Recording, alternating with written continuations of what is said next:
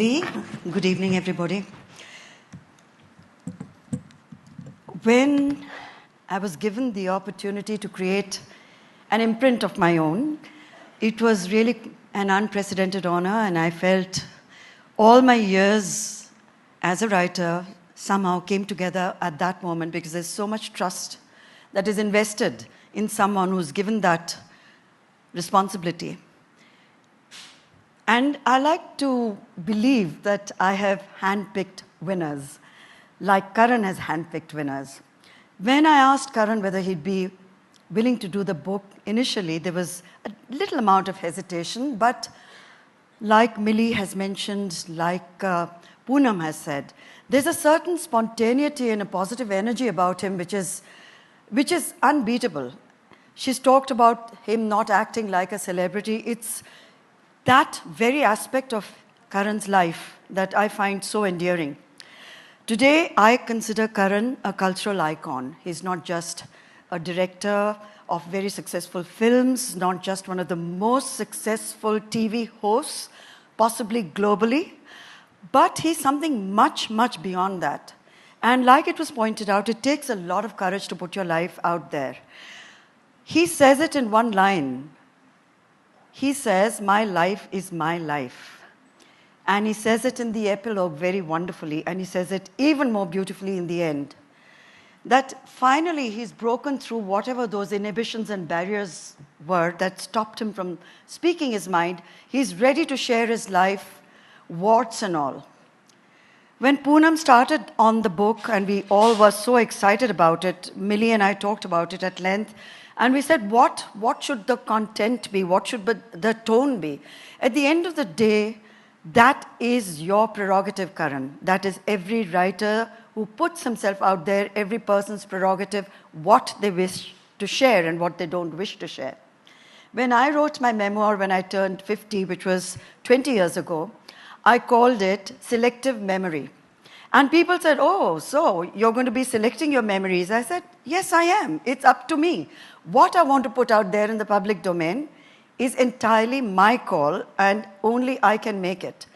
But Karan has gone well beyond that, and he has written a book that is remarkably candid and remarkably courageous because he has shared his vulnerabilities and moments from his life, his personal life, which I honestly, I was reading and rereading the chapters as I came driving to the venue.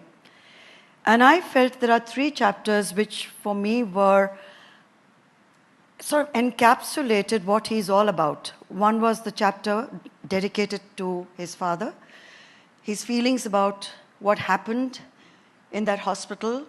Post that, when he came home, his mother, who plays a fantastic role in the book, and of course the Shah Rukh Khan chapter, also written with so much love and at the same time so much truth. There's no attempt to say, "Oh, it's been one fantastic journey with no ups and downs." He talks about things not always working out between 2 people who love each other dearly. He talks about love in the most amazing manner. But behind all of it, what will come through is how each one of us is really quite lonely, and how to cope with that loneliness, and how not to let it get you down, but how it can actually be translated into a positive force in your life, which can lead you to create movies or music or books or poetry or paintings. It's the loneliness that starts the book, and it's loneliness which actually ends the book.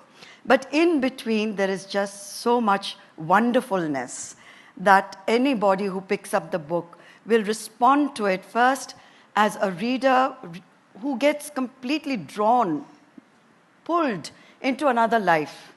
And that, to me, is the hallmark of a good memoir.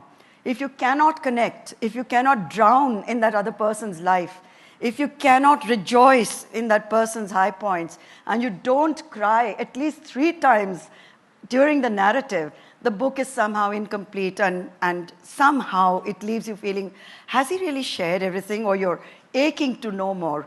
I am looking for a sequel, Karan, and tonight I can just say it. You can write it 5 years from now. I'll still be around. you'll still be around and your readers will still be around. And I hope, like Poonam said and Millie said, these are books that need to be told. These are books that need to be written. These are our young heroes and great inspirations and icons of modern India. When they narrate their stories and they do it without filters and they do it with such style and panache and at the same time with so much humanity, that book travels. That book travels not just for the next year. It's going to travel, Karan, for your entire life. And there'll be people who'll come up to you and say, I read it when I was at this age and it made such a deep impression on me, because it has a lot of messages in there without it being a message book. And I'm so proud of it, and I'm so proud that we had the chance to work together. With that, I believe we're going to be in conversation. Are we not, Millie? Thank you, Millie. Thank you, Poonam. Thank you, Team Penguin. Thank you, Shahrukh. Thank you all.